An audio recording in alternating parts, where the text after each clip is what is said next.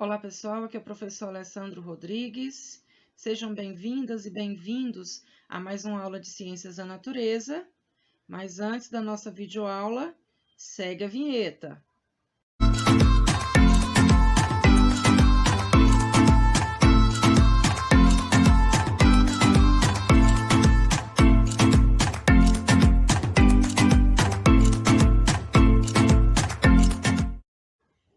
Aula 1, Eletricidade. Olá! Antes de nós iniciarmos a nossa aula sobre eletricidade, eu vou fazer algumas perguntinhas básicas para vocês. Para que vocês possam me assistir por meio dessa videoaula, o que é necessário? Um computador, ou um celular, ou um tablet. Exatamente. Mas para que esses aparelhos funcionem, é necessário que haja eletricidade. Concordam? Então, o assunto de hoje é eletricidade, como vocês puderam ver na introdução desse vídeo. Por que a eletricidade ela se torna tão importante? Porque hoje, nas nossas atividades diárias, nós somos extremamente dependentes da eletricidade.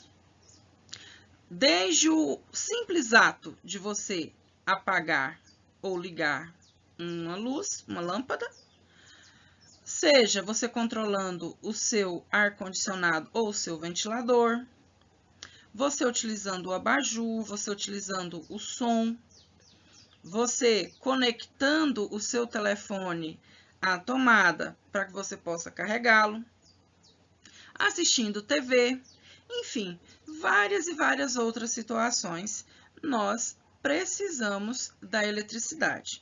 Vamos entender então o que é eletricidade? Por definição, professor, o que é eletricidade? Na prática, nós conhecemos o que é eletricidade. Mas, por definição, o que é isso? Eletricidade é um fenômeno físico, ou seja, é um fenômeno que acontece na natureza. Você pode observar mudanças causadas pela eletricidade na natureza e está associado a cargas elétricas estáticas ou em movimento. Toda a matéria, ou seja, todas as substâncias que nós conhecemos, ela é feita a partir de átomos. E esses átomos, eles são compostos por cargas positivas, cargas negativas e cargas neutras. Nesse caso, as cargas elétricas, mais especificamente, né, nós vamos estudar os elétrons, que é um dos constituintes do átomo. Essas cargas elétricas, elas podem estar paradas ou elas podem estar em movimento. E qualquer mudança na matéria que ocorra associada a cargas elétricas paradas ou em movimento, nós damos o nome de eletricidade. Os seus efeitos se observam em diversos acontecimentos à nossa volta, enfim, na natureza. Como eu já expliquei para vocês, tudo que a ciência da natureza estuda está relacionado com fenômenos naturais também. Então, nesse caso, relâmpagos são exemplos de acontecimentos naturais em que está associado a eletricidade. O que são esses relâmpagos, professor? Na verdade, são faíscas elétricas, ou seja, está relacionado com cargas elétricas, nesse caso em movimento, geradas a partir das nuvens carregadas. Nós vamos ver como que um corpo, né, ele é carregado. Ou seja, como que ele fica com carga elétrica. Isso nós vamos ver nas próximas aulas. Confirmou-se que a energia elétrica permite explicar grande quantidade de fenômenos físicos e químicos, ou seja, a partir da eletricidade é possível nós explicarmos mudanças que ocorrem com as diversas substâncias, as diversas coisas que existem na natureza. Tranquilo? Vamos seguindo.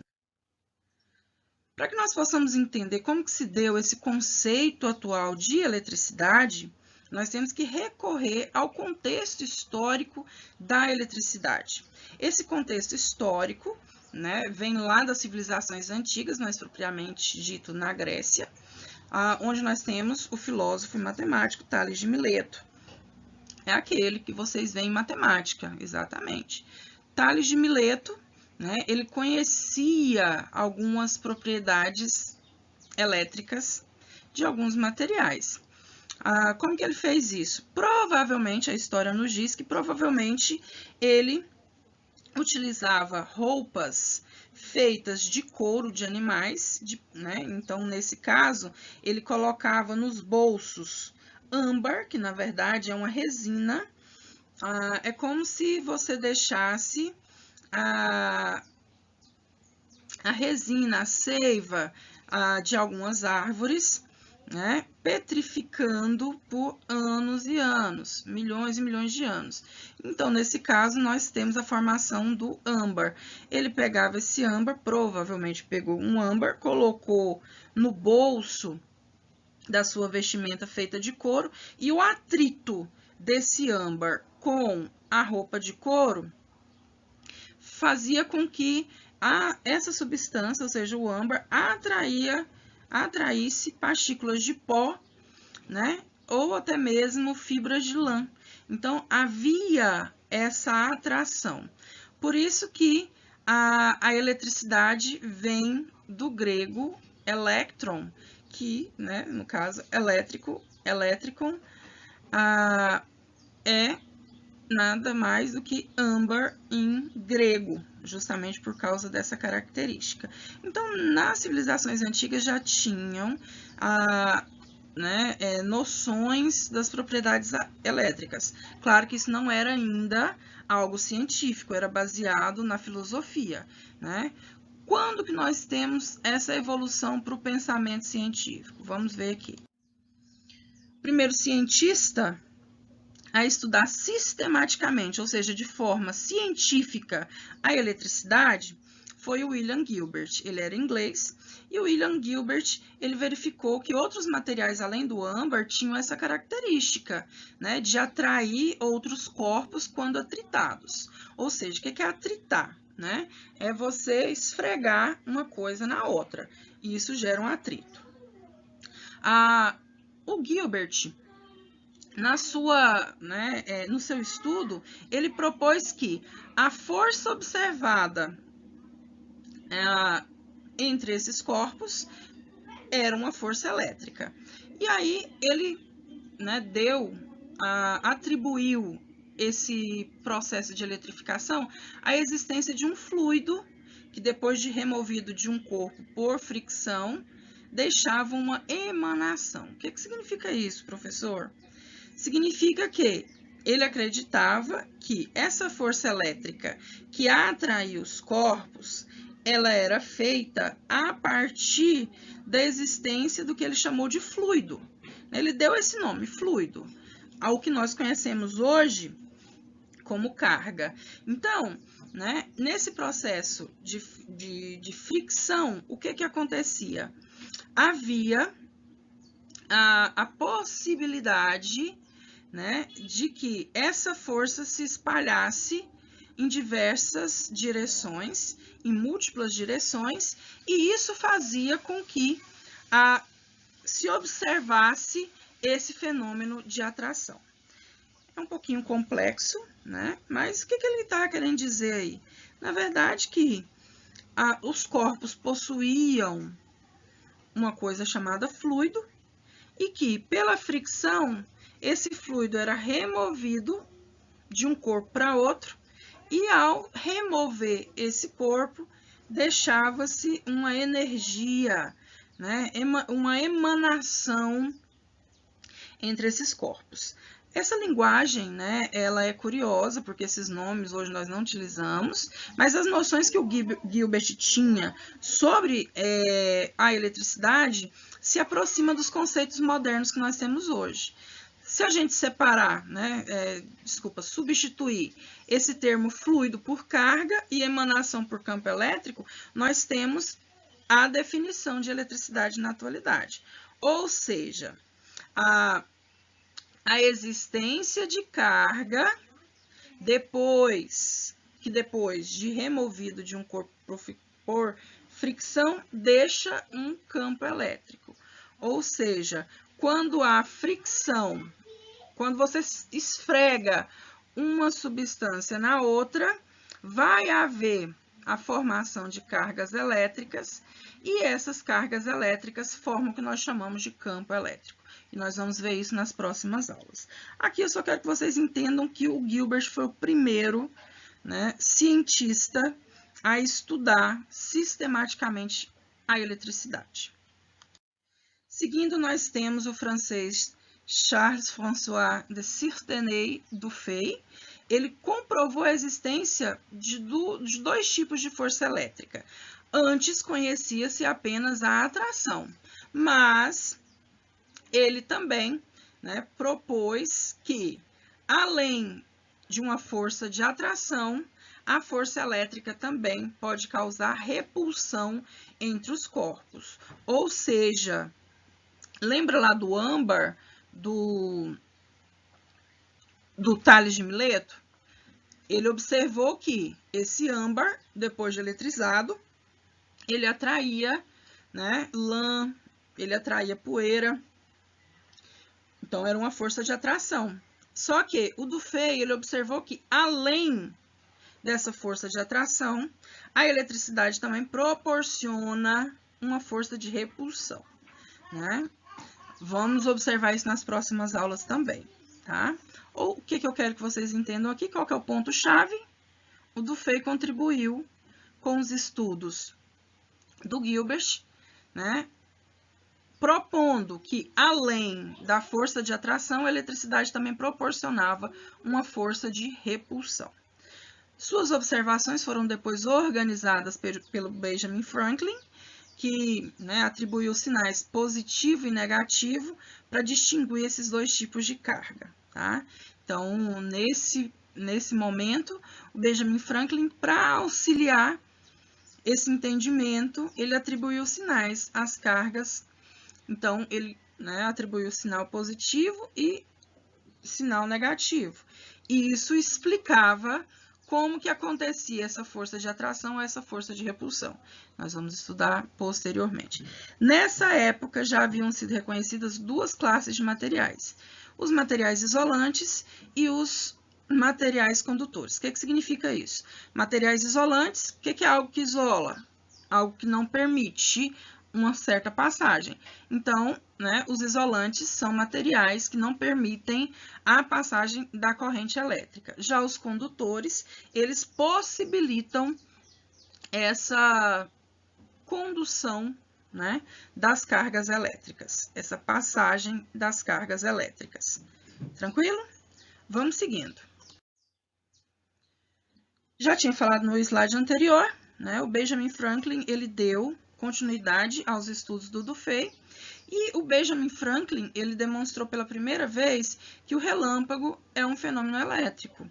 Então, nós não temos só a energia elétrica como um fenômeno elétrico. Precisa a gente entender que energia elétrica é diferente de eletricidade, tá bom? Nesse caso, o Benjamin, ele demonstrou que o relâmpago era um fenômeno elétrico. Ele fez isso por meio de uma pipa, num dia chuvoso, né? Ele foi empinar uma pipa e ele observou que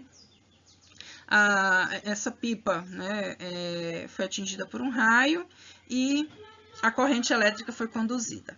Ao empinar a pipa num dia de tempestade, ele observou esses efeitos elétricos através da linha e ele percebeu o quê? Que o relâmpago resultava do desequilíbrio elétrico entre a nuvem e o solo. Ou seja, a nuvem e o solo estavam carregados, eletricamente, e esse desequilíbrio das cargas elétricas possibilitava o relâmpago. É uma experiência muito interessante. Lembrando que existe uma rixa histórica, né, ao falar da eletricidade, porque em muitos casos se esquecem de falar sobre os estudos do Tesla. O Tesla também foi muito importante nesse estudo da eletricidade. Além desses que eu já citei, nós temos também outros cientistas. Então, a partir dessa experiência do Franklin, nós temos aí, né, ele produziu o primeiro para-raios, né? Esses para-raios que a gente tem aí nos prédios mais altos das cidades servem justamente para parar o raio, né? Não deixar que ele atinja a superfície. Então, nesse caso, no final do século XVIII, nós tivemos importantes descobrimentos no estudo das cargas estacionárias, ou seja, as cargas que estão paradas. Esses estudos, porque existem dois tipos de cargas, tá, pessoal? As cargas estacionárias e as cargas em movimento, tá? Então, esses estudos foram realizados pelo Joseph Priestley, pelo Lord Henry Cavendish, pelo Charles Augustin de Coulomb e também pelo Simeon Delis Poisson. Então, esses caminhos, né, para o estudo da eletricidade estavam abertos e em poucos anos nós tivemos aí avanços espetaculares, chegando aí, né, ao que nós conhecemos hoje como a eletricidade e a eletrônica, né, e nós vamos aprofundar isso nas próximas aulas. Tranquilo? Hoje eu só queria que vocês entendessem o que é eletricidade e como o conceito de eletricidade foi construído pelos cientistas ao longo dos anos. Tranquilo? Então, até a próxima!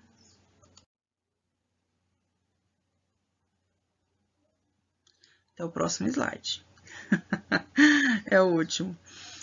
Esqueci do meu xará. Ó, o Alessandro Volta, ele é considerado o pai da eletricidade moderna, tá? Então, o Alessandro Volta, ele era um conde, tá? De origem italiana, e ele, né, ele propôs aí alguns conceitos por meio dos experimentos que ele realizou, observando, né, os experimentos que ele realizou. Então, ele é considerado o pai da eletricidade moderna porque ele revoluciona, né, de forma positiva o estudo da eletricidade quando ele inventa a pilha elétrica ou bateria. E isso, né, fez com que os outros pesquisadores pudessem evoluir nos seus estudos, trazendo aí, né, muitas informações pertinentes e também, né, contribuindo com a tecnologia que nós temos hoje. Agora sim, eu encerro, né, quase esqueci do Alessandro Volta, ok? Então, até a próxima.